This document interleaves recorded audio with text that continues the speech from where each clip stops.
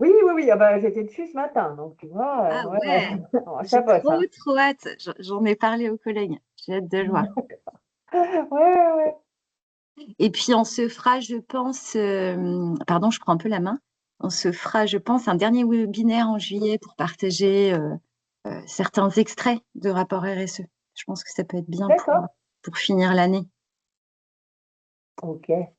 On attend 1 ou 2 minutes peut-être, puisqu'on n'est pas nombreux Pas aujourd'hui. nombreux ce matin. Je pense que l'activité est dense. Je vois Cécile connectée. Bonjour Cécile. Bonjour. J'espère que vous allez bien. Ah, Mais très oui, bien. Bonjour Marc. Bonjour Yann aussi. Bonjour. Bonjour Bonjour Estelle. Estelle. Bonjour.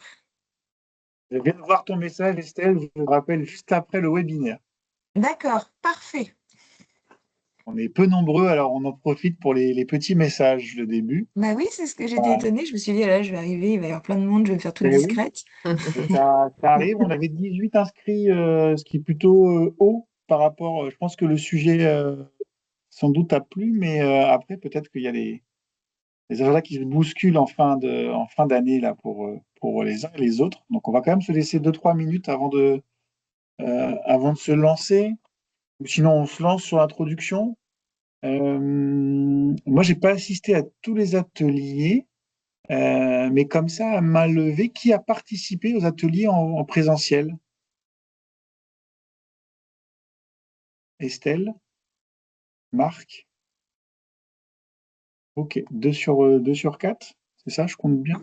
C'est ça, il y a le 50%. Ok, 100%. Bon, c'est chouette parce que c'est pas facile effectivement de restituer un atelier pour ceux qui n'étaient pas là et pour ceux qui étaient là. Pour ceux qui étaient là, ça va sembler peut-être un petit peu de la redite, mais vous allez pouvoir échanger. Le but de ces ateliers, on en a quand même fait 6.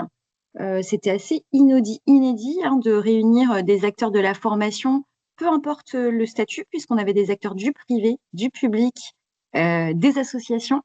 Donc, c'était assez intéressant de voir les passerelles. On s'est plongé dans la perspective et aujourd'hui, on voulait quand même faire un petit point avec ceux qui étaient présents pour aussi continuer ces perspectives de passerelles, de co-développement qu'on aimerait nous continuer l'année prochaine, si on le peut, puisque le sujet du modèle économique était largement ressorti dans vos plans de progrès, donc matrice de matérialité. Aujourd'hui, avec Florent, on va vous faire un petit point sur la méthode qu'on a utilisée, vous partager les outils. Pour ceux qui n'étaient pas disponibles pour ces ateliers, on sera à dispo effectivement pour vous parler de ce que c'est cet outil de la prospective qui permet souvent en RSE de se projeter dans un récit et un futur désirable. On a tendance, dans le contexte actuel, à souvent se raccrocher à ce qui ne va pas, c'est assez anxiogène, beaucoup de dystopie, très peu d'utopie. Donc nous, on a choisi de se plonger dans quelques années dans une utopie positive pour voir comment y parvenir ensemble avec des acteurs du même secteur qui sont sous les mêmes contraintes, mais on voit qu'il y a aussi pas mal d'opportunités. Est-ce que les Estelle et Marc qui étaient présents ont envie d'introduire, comme on est peu nombreux aujourd'hui, avec vos retours sur cet atelier? Oui, c'était pas prévu, mais oui. C'est jamais prévu. Donc, bah, moi, je veux bien. Moi, j'étais sur l'atelier de Rennes. Donc, on était une quinzaine. Moi, j'ai trouvé ça extrêmement intéressant. Parce que on a pu on était déjà dans différents secteurs et différentes tailles d'organismes. Donc, et pourtant, on a réussi à avoir à peu près tous les mêmes, je dirais les mêmes objectifs. Euh, on a pu voir différents modèles et moi, ça m'a permis de me rendre compte, bah, déjà que j'avais pas je connaissais les modèles, mais pas forcément avec ces noms-là. Donc, ça m'a permis en effet de me projeter et de me dire, mais tiens, nous, on fait ça sans le savoir, déjà. Ça, et donc, je me suis dit, tiens, c'est intéressant.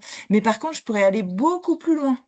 Donc, ça m'a vraiment nourri dans ma réflexion. Et puis après, bah, quand on s'est mis en binôme pour pouvoir justement dessiner via un OF fictif bah, ce que ça pourrait être demain, je me suis rendu compte que les choses, elles étaient... voilà, il fallait sortir de son modèle actuel pour essayer de construire quelque chose d'autre. Donc ça, je trouvais ça intéressant. Personnellement, moi, ça m'a rassurée parce que je me suis dit, il ne nous manque pas grand-chose pour le faire. On a quand même beaucoup de billes en main pour pouvoir le faire, mais ça, c'était via mon OF, donc c'était aussi rassurant. Et ça m'aide aujourd'hui dans mes réflexions. Donc, je me dis, bah tiens, à partir de là, je vais le dessiner de telle et telle manière grâce au modèle.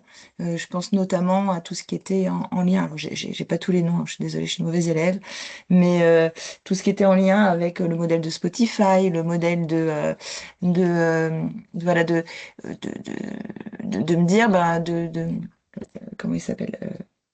Netflix, voilà. Ça, ce sont des modèles qui me paraissaient hyper intéressants à aller chercher pour sortir de nos modèles classiques et se dire bah, comment finalement, sur la longueur, je peux créer de l'adhésion, créer une envie et répondre à un besoin individuel. Merci Estelle pour ce partage. C'est tout notre ordre du jour. Ça va parfait. être formidable. 10 sur 10, merci Estelle.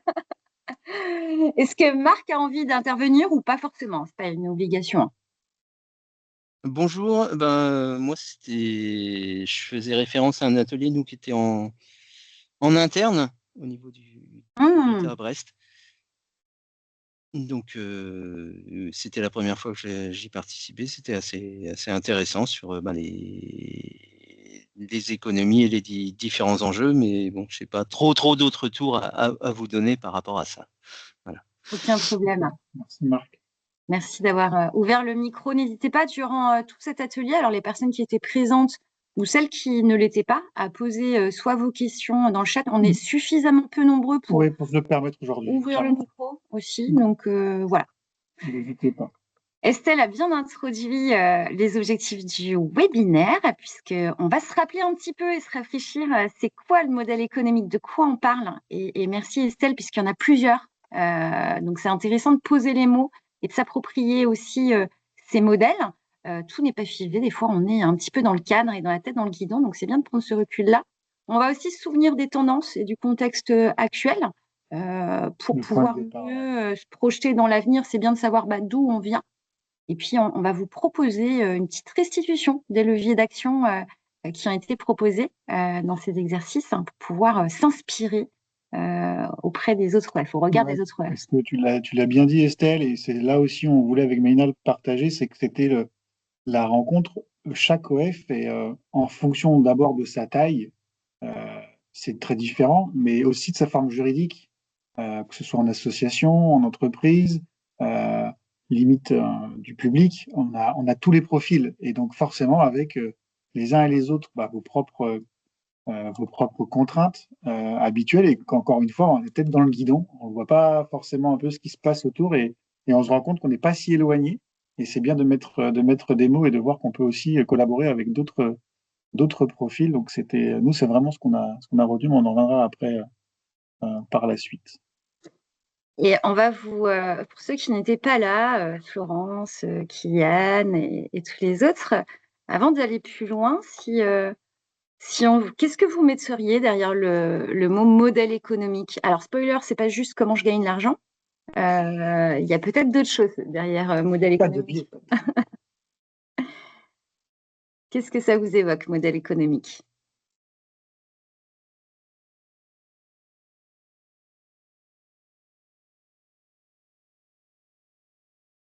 En un mot comme ça.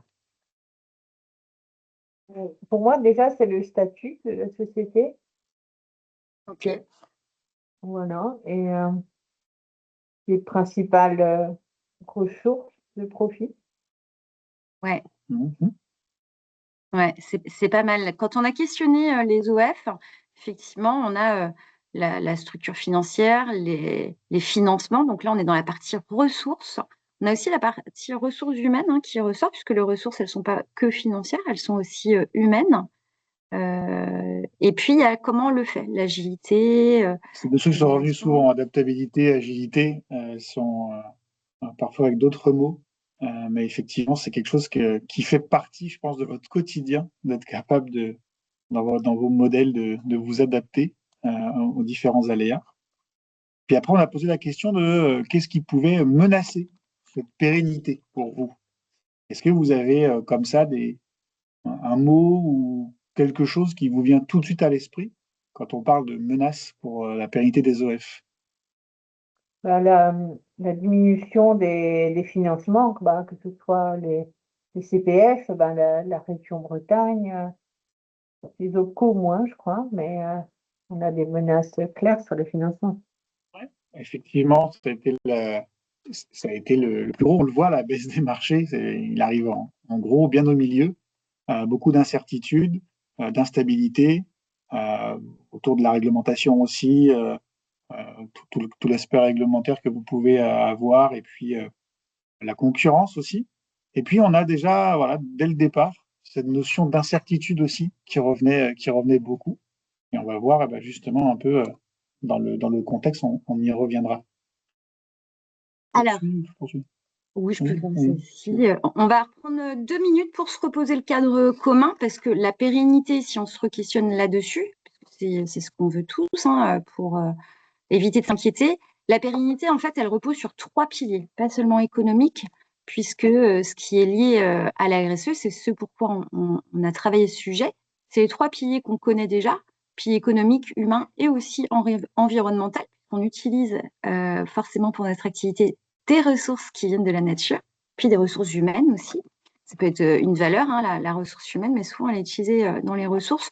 Et puis, si on parle de modèle économique, ça répond à la question comment je crée, je délivre et je capte de la valeur. La question que vous pouvez vous poser quand vous traitez ces sujets aujourd'hui, c'est où je suis le plus solide sur la valeur que je crée, sur mes revenus, sur mon organisation, le comment je le fais. Voilà un petit peu les définitions. On ne va pas revenir dessus pour les personnes qui ont participé aux ateliers. Pour toutes celles qui n'étaient pas là, vous allez avoir accès au support sur Book & Go, simplement pour vous expliquer voilà, de quoi on est parti pour ces définitions. Et puis, pour faire le lien avec ce que disait Excel, Estelle. Pardon, j'étais sur Excel juste avant Estelle. On a plein de modèles économiques. Comment on crée de la valeur, comment on la capte et sur quoi on se repose. Et je propose peut-être à Florent d'en parler un petit peu. Tout à l'heure, tu as évoqué, Estelle, Spotify ou Netflix, avec cette logique finalement d'abonnement. Et c'est vrai qu'après, dans les ateliers, sans aller trop vite sur la suite, mais c'est quand même ce qui est ressorti dans l'ensemble des ateliers. C'est vraiment le point commun. Et s'il y en a eu un sur les 4 ateliers en présentiel et celui à distance, c'est vraiment celui-ci. Avec cette notion, et c'est peut-être celui-ci dont tu parlais, où on n'a pas forcément à l'esprit le nom quand on parle de freemium, là, le deuxième à gauche, parce que freemium, c'est pas dans nos éléments de langage. Merci Estelle de confirmer. Et en fait, c'est cette capacité à justement aussi être capable de, comme certains modèles, Spotify l'illustre parfaitement, on donne envie à un modèle. C'est le cas un peu avec l'IA aujourd'hui, si on veut être très concret avec des ChatGPT ou des Claude, où on se dit, on donne l'accès à quelque chose, et puis c'est tellement bien, c'est tellement confortable à utiliser que si on veut aller plus loin ou si on veut pouvoir avoir toutes les options, il vaut mieux qu'on paye. Et donc c'est ce côté un peu premium, gratuit, premium, voilà, ce mélange de freemium. Ça fait partie des 2 éléments les plus plébiscités. Et puis après, on n'oublie pas un peu notre marotte chez nous, autour de l'économie circulaire, autour de se poser aussi des questions de. Tout à l'heure, Mélina a évoqué les ressources humaines et puis l'environnement.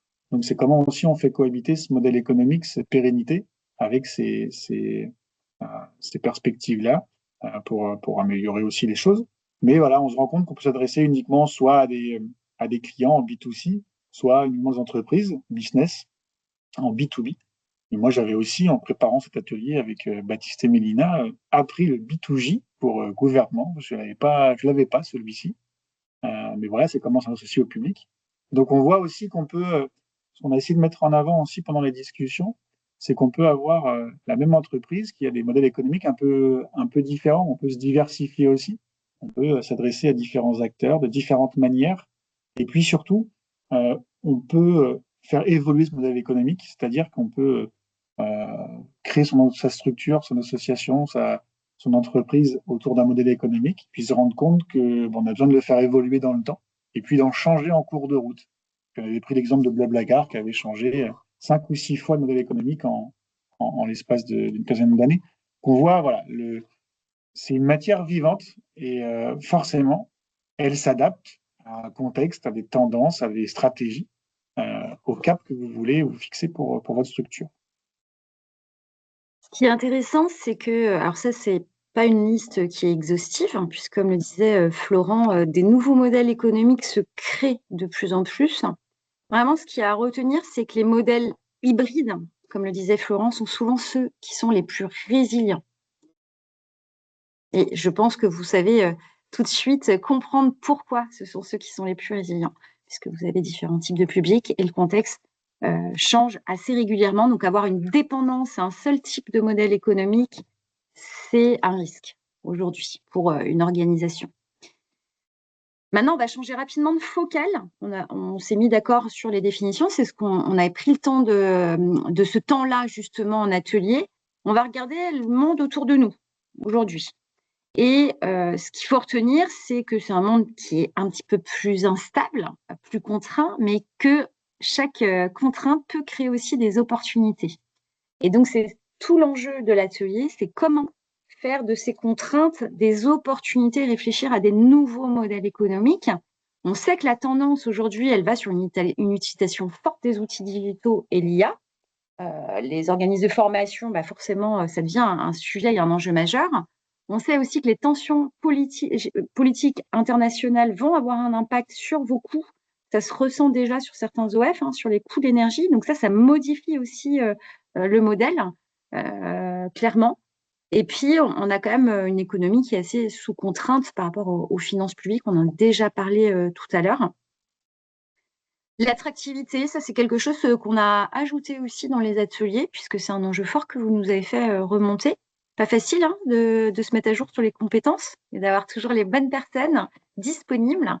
Et puis on a aussi cette transition environnementale qui va aussi nous amener à réfléchir à d'autres modèles, puisqu'il y a quand même des contraintes réglementaires qui viennent un petit peu chahuter tout ça, notamment sur la notion d'impact carbone, etc.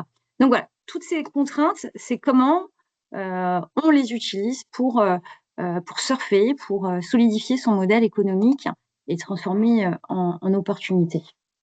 Et puis, vous le savez, il y a des tendances, en tout cas des éléments dans votre feuille de route qui sont un peu là, finalement, d'office pour vous, qu'on appelle, nous, les tendances clés qui nous ont aidés à imaginer les différents scénarios. Mais il y a l'histoire CPF qui est de plus en plus encadrée, où l'utilisation est de moins en moins peut-être évidente, avec des restes à charge plus importants.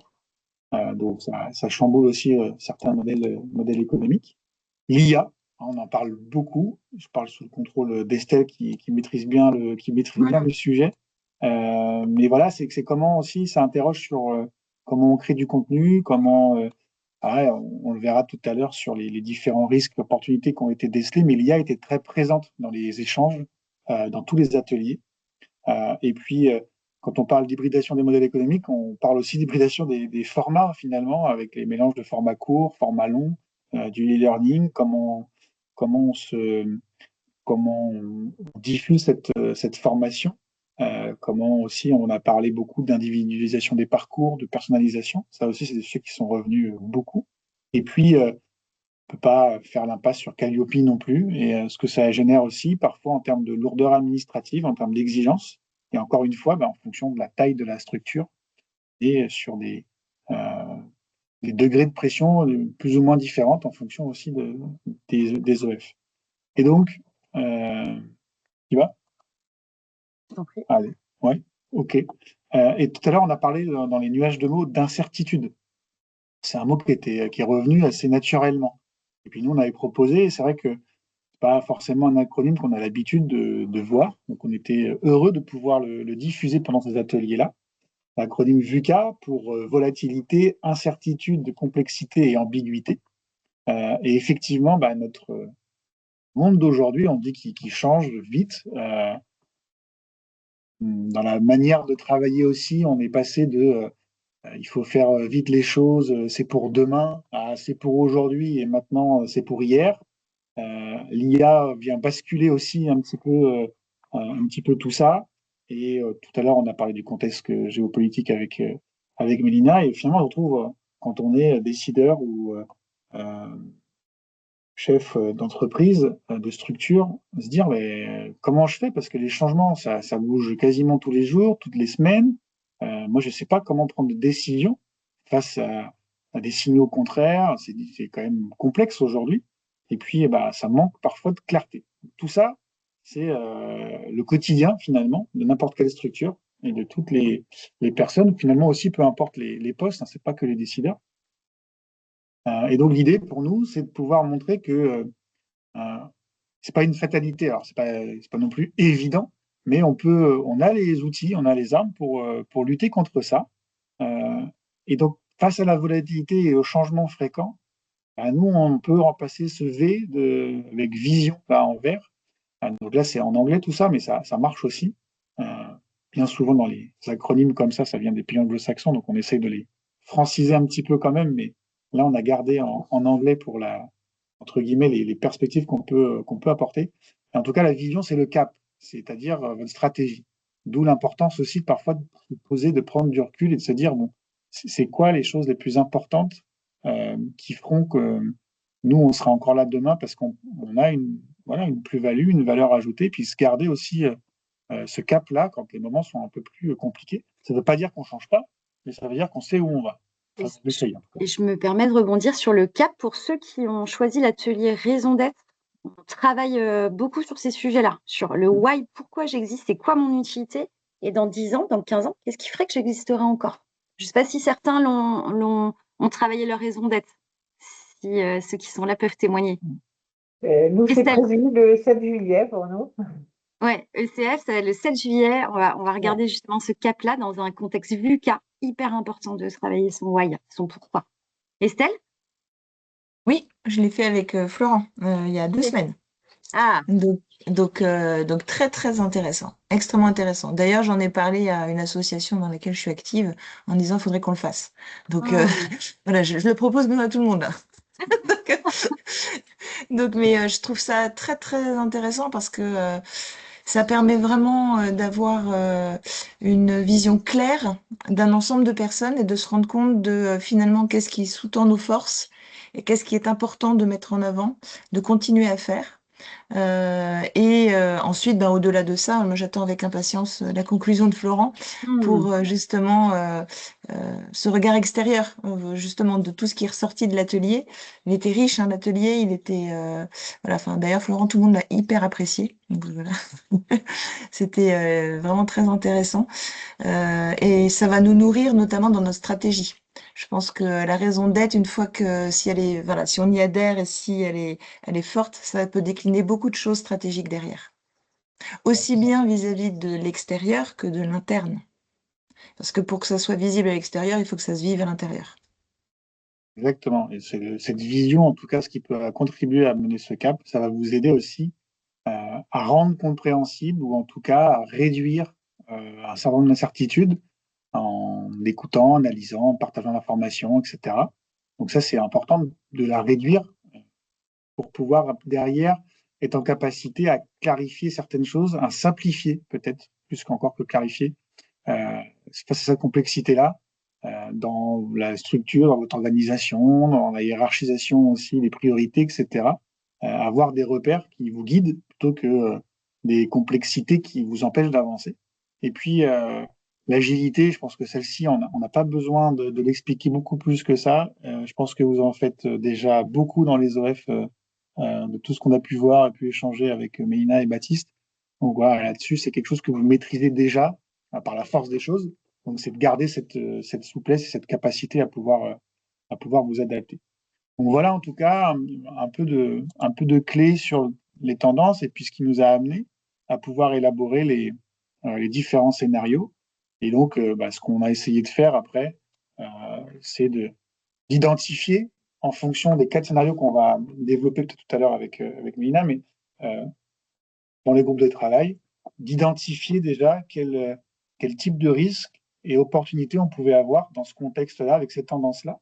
Et puis ensuite, nous, on aime bien, on a une petite marotte aussi, des petites matrices pour savoir qu'est-ce qui est important, vraiment très important tout de suite, qu'est-ce qui va être important sur le long terme, qu'est-ce qui est peut-être moins important. Des fois, on se fait des idées on a des éléments qui arrivent tout de suite, puis on se dit, bah, finalement, c'est peut-être pas ça qui va arriver en premier, même si ça arrive, ce sera peut-être pas si important. Et donc, voilà, les 4 scénarios ont été mis en place. Pour rebondir sur ce que disait Estelle, avoir plus de clarté, plus de compréhension, et c'est un outil qu'on vous partage, qui sera à votre disposition, que vous avez déjà certainement vu, la matrice de matérialité. Il faut absolument que dans ce monde VUCA, on puisse mieux gérer nos priorités. La matrice que vous avez déjà vue, cette matrice de matérialité, elle est utilisée dans toutes les tailles d'entreprise, même les très grands groupes, puisque nous, on accompagne que ce soit des institutions publiques, mais des grands groupes privés aussi, qui est un outil très simple et qu'on vous met à disposition pour gérer vos priorités de manière collaborative. Ces 4 scénarios, justement, on l'a testé sur cette matrice de matérialité. Premier scénario où on vous a emmené dans un numérique omniprésent, IA et formation hybride. Un autre scénario, qualité sous haute exigence, encore plus d'audits, plus de preuves, plus de normes. Donc tout ça, c'est ce qu'on voit comme contrainte aujourd'hui, parce que ça nécessite du temps, des investissements humains, financiers, etc. Il y a aussi ce scénario. Alors, on n'est pas allé très loin dans les prospectives, parce que c'est déjà ce que vous voyez autour de vous. Parfois, on va plus loin, à 10, 20 ans. Qu'est-ce que sera le monde demain? L'écosystème qui est éclaté et qui est ultra compétitif. C'est pour ça que c'était assez inédit de se retrouver à 15, peut-être à Rennes ou ailleurs, avec parfois des concurrents. Mais c'était hyper intéressant, puisqu'on l'a vu, je crois que c'était à Lorient aussi, voilà, de commencer à la coopération. Et ça, c'est ce qui est ressorti, on verra de l'atelier aussi tout à l'heure. Hein. Et puis les financements, comme le disait en introduction Florence. Voilà, type des financements demain, comment on fait pour tenir notre affaire. Et pour cela, on utilise cet outil, pardon, matrice de priorisation, qui nous explique un petit peu ce qu'on va devoir choisir comme priorité. Donc, on est venu mettre sur cette matrice toutes les contraintes, toutes les opportunités de chaque scénario. Il y a eu plusieurs sous-groupes. Et donc, chaque groupe a présenté ses opportunités et ses contraintes en les positionnant sur la matrice. OK, cette opportunité ou cette contrainte, en termes d'impact financier, où va être le niveau d'importance? Donc, quand on positionne sur cette matrice l'enjeu dans la case rouge-orange tout à droite, c'est qu'il y a un impact financier extrêmement conséquent, c'est-à-dire que ça peut mettre en péril la structure. La probabilité que ça arrive étant au niveau 4 aussi, là, il va falloir qu'on se bouge. C'est-à-dire que toutes les opportunités et tous les risques qui étaient dans la case, les 4 cases rouge-orange à droite, deviennent des enjeux stratégiques qu'il va falloir regarder de très près. La matrice, elle a été relativement remplie. On s'est bien rendu compte qu'il y avait des opportunités, des contraintes qui étaient parfois dans les zones plutôt en bas à gauche. C'est-à-dire, cette contrainte ou cette opportunité, finalement, elle n'aura pas un impact incroyable sur ma stratégie. La probabilité que ça arrive, voilà, peut-être certains, ou en tout cas, ça arrivera dans les années. Donc, ça nous permet de prioriser, de garder que les opportunités, les contraintes qui sont sur les deux petites cases en haut, avec ce qui est voilà, facile à mettre en place aujourd'hui, que je vais mettre dans mes quick wins, et ce qui est important pour nos stratégies. Donc voilà l'outil en tout cas qu'on utilise beaucoup et en RSE et ailleurs. Et puis on va pouvoir vous partager ce qui est ressorti. Désolé, j'avais mis à jour pour que ça puisse apparaître au fur et à mesure, pour plutôt avoir des échanges. Peut-être commencer par les opportunités? Non? Ouais, c'est OK. Donc, ce que vient de dire Mélina, les victoires rapides et puis les proches stratégiques, c'est de la même façon. L'idée, c'est, face à ces opportunités, le premier travail que j'ai eu à faire avec Mélina, c'était il y avait une belle richesse dans tout ce qui a pu sortir des différents ateliers. Et ce qui était très chouette à voir, c'est que malgré la différence d'animateurs ou d'animatrices et de lieux géographiques et de diversité des OF, il y a vraiment eu plus que des consensus, il y a vraiment des éléments qui sont revenus très fortement. Donc, c'était un travail finalement plus évident pour faire la synthèse, parce que des fois, c'est pas facile quand on fait une série de 5 ateliers qui tient en une slide. Pour vous dire sur les victoires rapides, en tout cas sur les opportunités qui sont a priori faciles de s'approprier pour en avoir les résultats rapidement. Hein, encore des anglicismes, on parle souvent de quick wins. Donc là, j'aime bien le mettre en français. Pour l'IA, il y a un gain de temps. À un moment donné, grâce à cet outil-là, on verra tout à l'heure qu'il y a peut-être son pendant au niveau des risques. Mettre en place aujourd'hui et pour demain une veille, c'est tout à l'heure quand on parlait de réduire les incertitudes, typiquement, on est là-dessus, plus on emmagasine d'informations, plus on a la capacité d'analyser, et ça peut se faire tout de suite.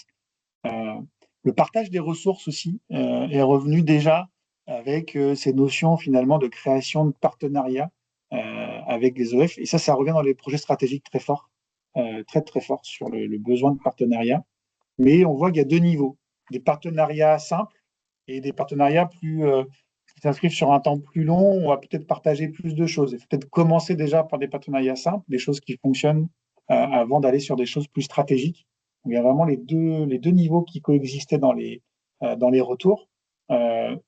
Avoir des formations plus courtes pour renforcer ce côté aussi agilité, être capable de pouvoir s'adapter encore plus vite et plus fort. Et puis cette logique si on parle de partenariat, ça veut dire aussi qu'il faut co-construire avec son écosystème les solutions, les propositions, les réponses peut-être aux appels d'offres aussi. Et puis élargir son champ des possibles, élargir le public cible qu'on a au départ.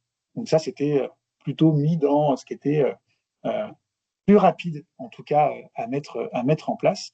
Et puis, ce qui va demander peut-être du temps, c'est grâce à l'IA et ces gains-là, c'est de transformer vos offres, agir sur l'innovation pédagogique avec des nouveaux modèles économiques. Donc ça, forcément, ça ne se fait pas du jour au lendemain. Et ça va avec les créations de partenariats plus consistants, plus étroitement liés. Restructurer parfois en interne aussi cette organisation-là autour de ces sujets. Et puis, le gros point, et c'est pas forcément qu'on apporte une solution, mais il y a cette volonté, en tout cas, il y a eu des échanges d'organismes qui ont réussi à passer, à diversifier leurs sources de financement, leurs sources de revenus. Et là où avant, on pouvait être à 90% soumis, dépendant en tout cas de subventions ou des deniers publics, ces 80%, 90% sont aujourd'hui inférieurs à 50%. Donc on voit bien que ça a permis de pouvoir, là aujourd'hui, mieux vivre ce que vous vivez aujourd'hui, les baisses de subventions. Et pourtant, c'était une petite structure en associatif. Donc ça montre aussi les différentes possibilités qui s'offrent à vous. Mais cette question-là devient essentielle pour la suite. Et puis, quand on parle d'IA, tout à l'heure, Mélina l'a évoqué aussi sur les compétences. Oui, comment aussi à la fois en interne, mais à la fois par rapport aux apprenants, on arrive à accompagner cette montée en compétences sur ces sujets. Et puis aller chercher de nouveaux marchés. Ça allait avec élargir la base de prospects. Mais on voit qu'il y avait une vraie logique de se dire, oui, l'étape d'après, c'est de pouvoir accéder à de nouveaux marchés. Mais pour faire ça, il faut déjà peut-être aussi élargir le public cible que l'on a au départ. Donc, il y avait un vrai lien entre le court terme et le long terme. Donc, c'était intéressant de les mettre en avant. Et puis, ce que j'ai tout à l'heure rapidement évoqué sur cette notion de personnalisation des parcours, d'individualisation des parcours que vous faites déjà. Mais on sent qu'il y avait une volonté d'aller encore plus loin sur ces sujets. Alors, j'aime bien commencer par les opportunités, j'aime bien voir le verre à moitié plein, mais il y avait aussi des risques, et ces risques-là, on ne peut pas les occulter. Et donc, il y a eu des risques, finalement, que vous percevez déjà, qui sont déjà là, sur la perte de sens, les risques psychosociaux, la perte de liens humains. Ça, c'était très lié aussi à l'IA. On le voit à chaque fois dans les 4 rectangles, on a eu le mot IA qui est revenu. C'est vraiment un sujet qui vous préoccupe, en tout cas qui vous intéresse, mais en tout cas qui est présent. Et donc, qui est lié forcément à l'opportunité. C'est pour ça que j'aime bien faire les liens entre les deux. Parce que ce qui ressort, c'est qu'en fait, bien souvent, quand il y a un risque identifié, en face, il y a aussi une opportunité sans doute à aller chercher ou à saisir ou à aller creuser. Et donc, la méconnaissance et la mauvaise utilisation de l'IA, c'est aussi derrière une opportunité de monter en compétence sur ces sujets-là. Parce qu'on le voit bien qu'aujourd'hui, en entreprise, il y a très peu de process ou de chartes, c'est pas du tout encadré. Et pour autant, les pratiques, les usages, les salariés s'en sont déjà emparés finalement. Ça a été très rapide, sans doute aider avec le modèle économique du fameux freemium. On donne tout de suite gratuit pour tout le monde, allez jouer avec l'outil, puis une fois qu'on s'en sert, c'est là que ça devient payant. Donc il y a des questions qui se posent aujourd'hui pour certaines entreprises. Et puis, comment aussi réussir à uniformiser les pratiques, faire face à cette uniformisation des pratiques qui finalement, après tout à l'heure dans les risques systémiques à droite, on en revient à une forme de standardisation de la formation et une perte d'expertise à la fois en interne pour les formateurs, mais à la fois pour les apprenants aussi. Donc il y avait vraiment ce lien-là qui était fait. Bien sûr, en risque systémique, quand on parle de fermeture d'OF, on parlait des baisses de financement public, on parle donc de la manque de diversité des sources de revenus, la concurrence aussi accrue, où c'est de plus en plus dur pour les petites structures aussi de faire face. La fameuse lourdeur administrative qu'on a évoquée tout à l'heure dans les tendances, qui revenait comme très important. Et puis finalement, à la fois, oui, l'IA, c'est une opportunité, mais à la fois, c'est aussi un risque parce qu'on est un peu dépendant de ces outils, on peut le devenir, donc vigilance sur ces sujets-là aussi. Parfois des périmètres qui sont un peu réduits dans la commande publique, qui vous empêchent d'aller voir un peu plus large aussi.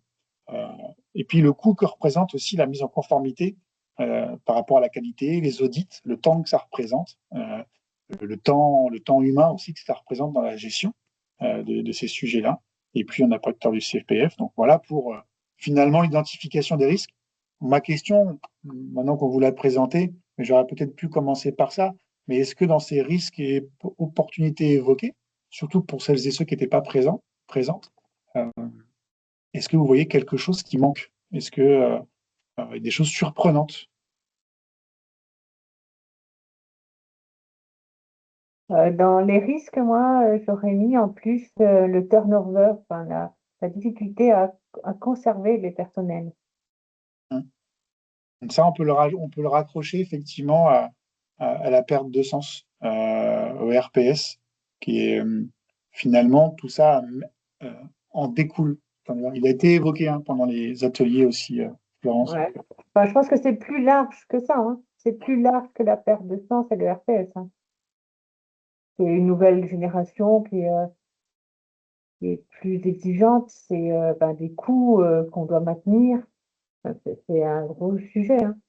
Ouais, et puis on sait le coût du turnover qui est un peu caché. Oui. Le temps de formation, voilà, le temps de recrutement. Si ça convient pas, il faut recruter. Donc c'est souvent mal évalué le turnover, ça coûte très très cher. Donc stabiliser les équipes, oui, c'est un enjeu extrêmement fort. C'est aussi un enjeu qui revient sur les nouvelles générations. C'est pour ça que parfois les entreprises se mettent dans la RSE aussi, parce qu'on sent que les nouvelles générations, elles ont envie que leur entreprise, elle s'engage sur des sujets RSE. Et ça aussi, c'est un enjeu fort de la nouvelle génération. Puis ils ont aussi d'autres envies d'équilibre vie pro, vie perso. S'il manque du sens dans l'entreprise, si les salaires sont pas bons, si le management n'est pas VCT en général. Il y a plus cette longue carrière comme faisaient nos aïeux dans une même entreprise. Donc cette volatilité, voilà, elle est très très particulière aussi. Comment on garde nos effectifs. Et ce qui est vrai pour les OF sur ce sujet-là notamment est vrai pour l'ensemble des entreprises. Donc c'est aussi une forme d'opportunité pour vous aussi de pouvoir apporter des réponses en termes de formation, d'accompagnement. J'en viens au levier d'action.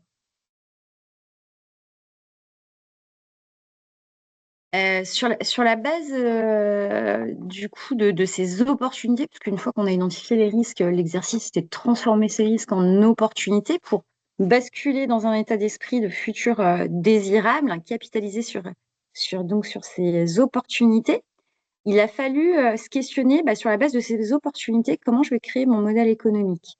L'objectif était à plusieurs organismes de créer un OF fictif, même si les secteurs d'activité n'étaient pas initialement en cohérence, puisqu'on pouvait avoir un OF dans la construction et un autre dans la plongée. Donc, l'idée pouvait même être un peu farfelue dans un premier temps, de faire un OF construction sous-marine, mais c'était pas ça qui était le plus important. L'idée, c'était pas de voir si c'était faisable tout de suite, c'était vraiment d'aller vers ce futur désirable, différent, essayer de se projeter. On sait que c'est un exercice qui est pas simple, mais qui est nécessaire pour pouvoir ensuite revenir dans le présent. Donc, parfois, les clients nous disent la prospective, c'est pas du tout mes enjeux aujourd'hui. Or, on voit que ça marche vraiment. Là, récemment, la semaine dernière, on a été sur une prospective à 15 ans. Et puis, on a vu le monde VUCA dans 15 ans, ce qui a permis aux clients, une grosse entreprise, de pouvoir se projeter avec les scénarios de l'ADEME, etc. Et puis ensuite, de mettre en place un plan d'action pour revenir un peu plus dans le présent. Donc, on a besoin de cette gymnastique d'esprit pour pouvoir aller de l'avant et revenir. Ça, c'est le cap dont parlait Estelle tout à l'heure. Et puis derrière, revenir avec plus de clarté, de priorisation. Et donc, c'était ça un peu l'issue et l'objectif de l'atelier. C'était de repartir avec des actions qu'on puisse commencer à mettre en œuvre pour pouvoir répondre à notre objectif d'un OF à la base fictif, mais qui, d'après le retour d'Estelle, est devenu plus vraiment fictif, mais peut-être un peu plus réel. L'exercice posait ces questions-là, modèle d'affaires, on parlait tout à l'heure de valeur, à qui je m'adresse, qui sont mes revenus, et puis comment je le fais. Donc l'exercice posait la question de ces quatre secteurs pour construire mon modèle d'affaires. Première question sur la valeur et l'offre que je crée, c'est si on vendait plus des jours de formation, qu'est-ce qu'on ferait? Et si nos clients payaient plutôt pour un résultat plutôt que pour un contenu? Et si la formation devenait un produit justement continu, et qu'est-ce qu'on pourrait proposer à ces nouvelles cibles? Quelles sont les nouvelles offres qu'on pourrait développer? Sur la partie cible, si mes clients changent demain, ce qui est fort possible, comment je m'adresse à eux? Qu'est-ce que eux ont besoin pour pouvoir mieux apprendre? Et si mes bénéficiaires ou mes clients, c'était plutôt des entreprises ou plutôt des particuliers? Donc ça, c'était les questions qui se posaient sur à qui je m'adresse.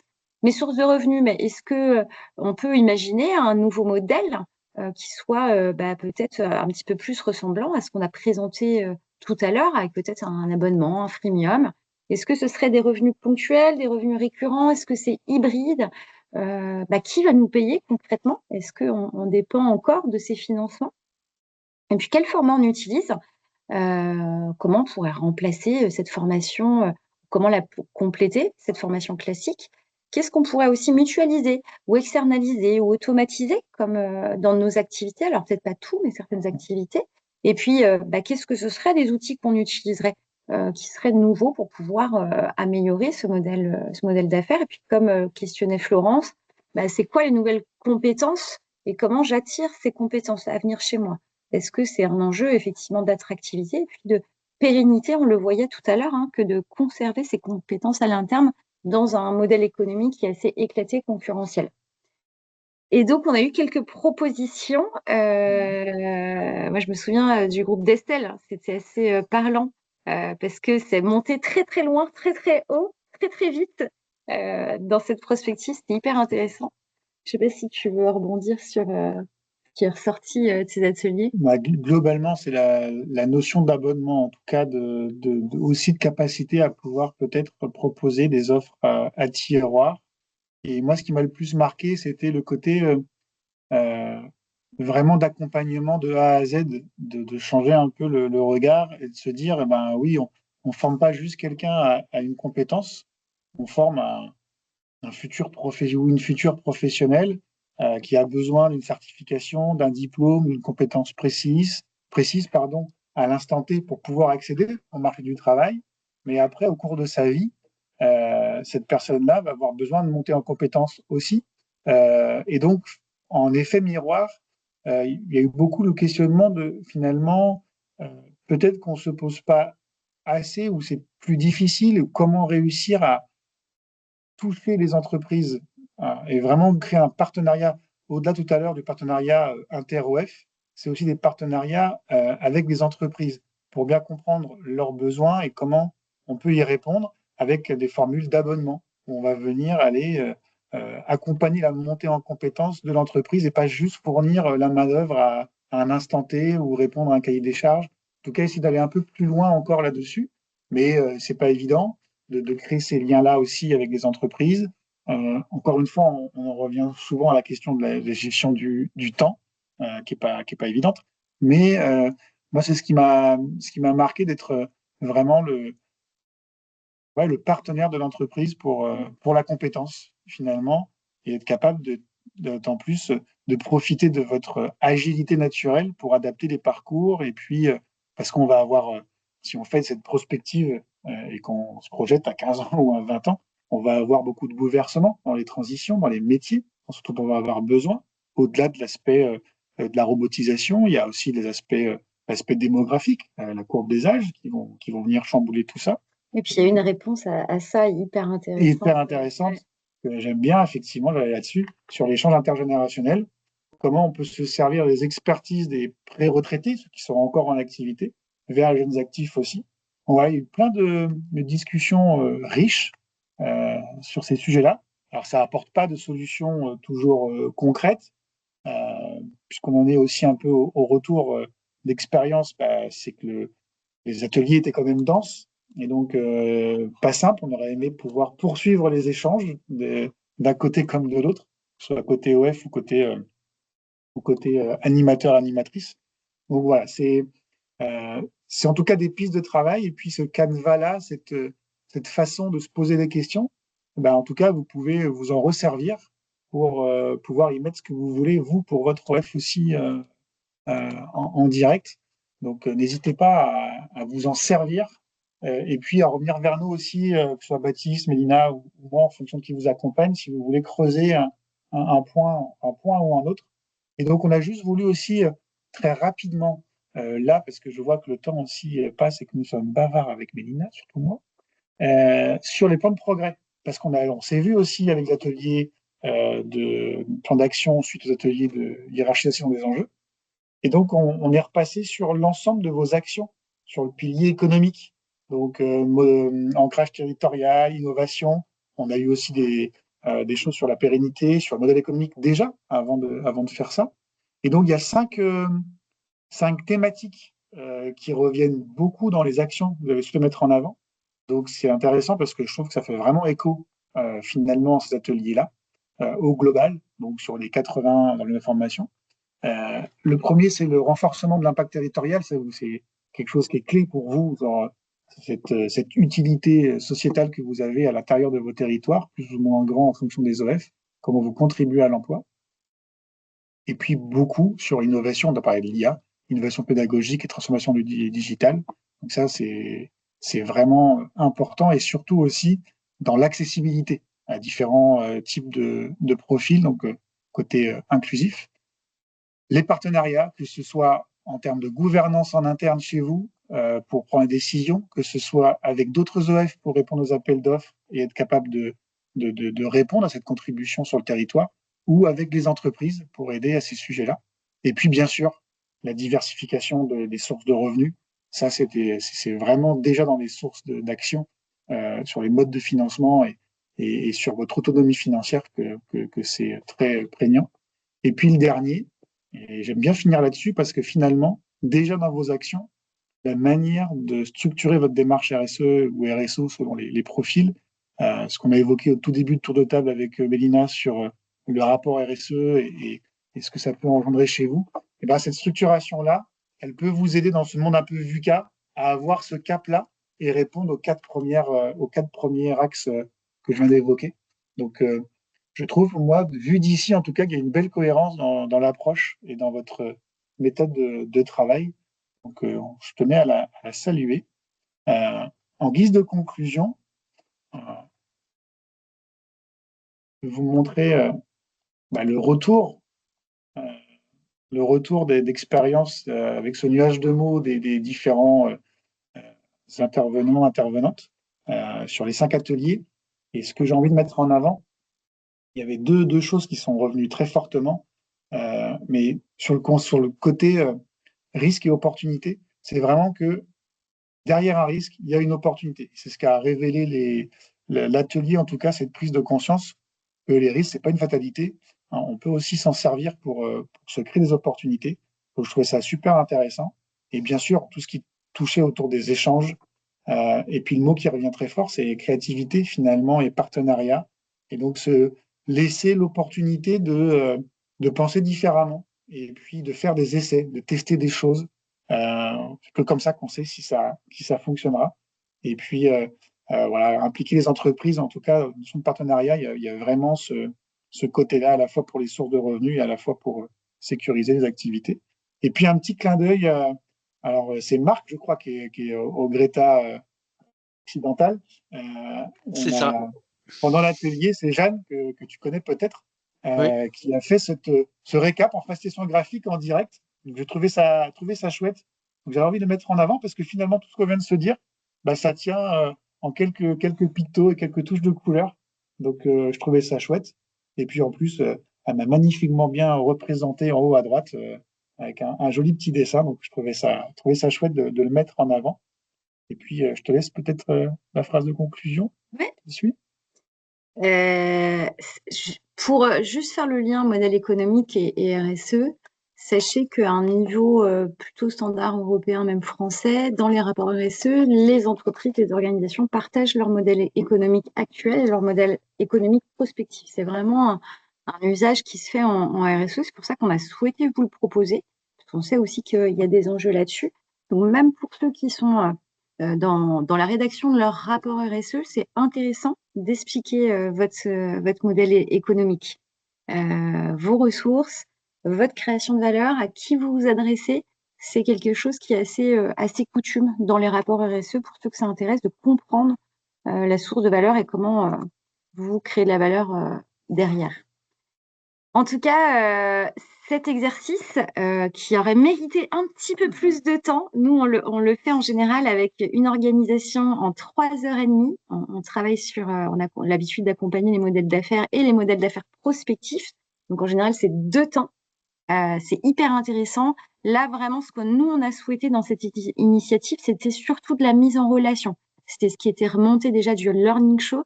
On a besoin de coopérer, on souhaite travailler avec d'autres OF, on a besoin de se parler.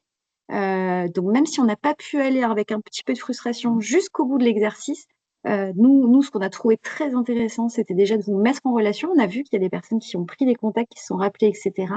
C'est indispensable, en tout cas, cette mise en relation pour envisager des coopérations futures, des nouveaux modèles économiques qui n'existent même pas dans nos diapos. Et donc, c'est aussi notre objectif, c'était cette mise en lien et assez inédit de partager sur différentes tailles de structures et différents statuts, de voir toutes les synergies qui sont créées. Donc, vraiment, un grand merci aux participants pour vos retours, vos créations. Et maintenant, c'est à vous aussi de créer la suite. Nous, on aimerait poursuivre un peu plus loin ce co-développement. On verra ce qu'il est possible de faire avec la région Bretagne. Et puis, si vous avez des envies d'aller plus loin entre vous, avec nous, voilà, nous, on n'hésitera pas aussi à se mettre en lien avec ceux qui ont des projets voilà, de nouveaux modèles économiques et de coopération future. Est-ce que on a quelques minutes encore avant 12h30?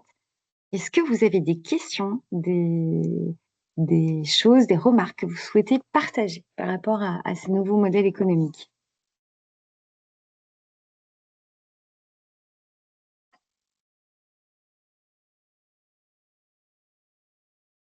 Des envies de poursuivre, des projets pour l'avenir, des choses qui se structurent, qui sont innovantes? Non, je pense qu'on se rend compte que c'est essentiel dans un monde aussi mouvant d'avoir une vraie stratégie pour se développer, s'adapter, parce que c'est vraiment compliqué, c'est un monde qui va très vite, quoi.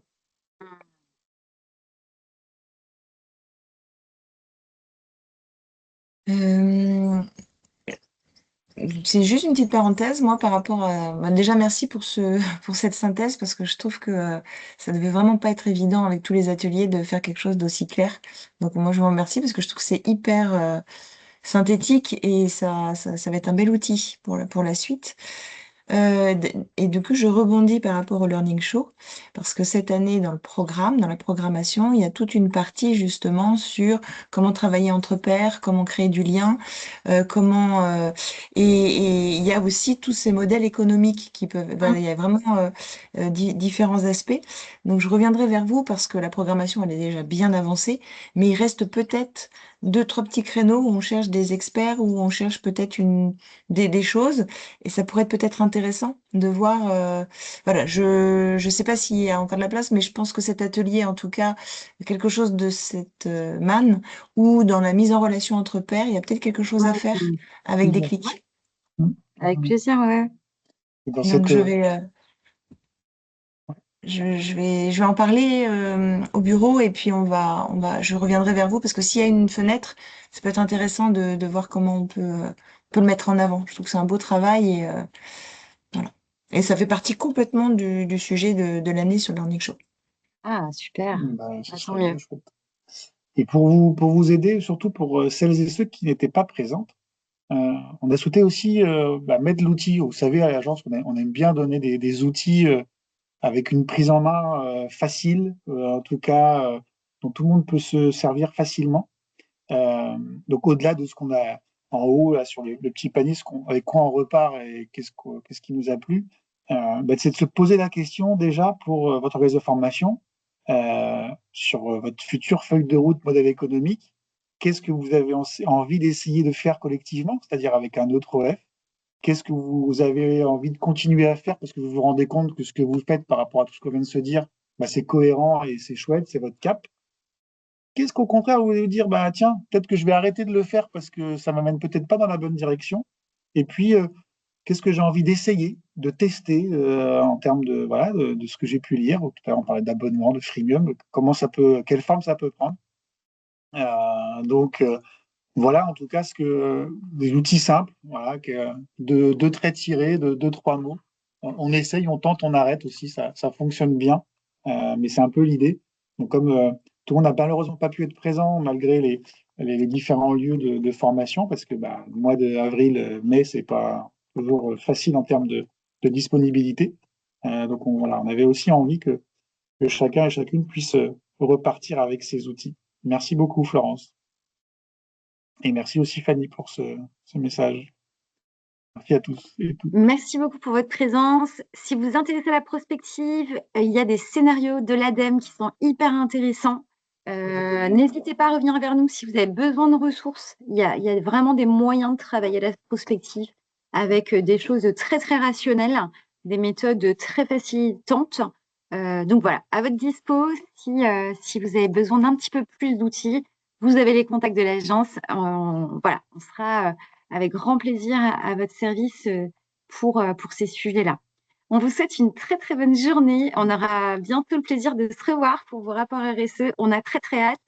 Ce sera certainement l'objet d'un webinaire en juillet, de partager les super beaux rapports qui sont en train de se construire. On est hyper fiers au bout de 2 ans de voir ce qui est en train d'être rendu visible par tout le travail que vous êtes en train de mener. Donc, bravo à vous, lâchez rien.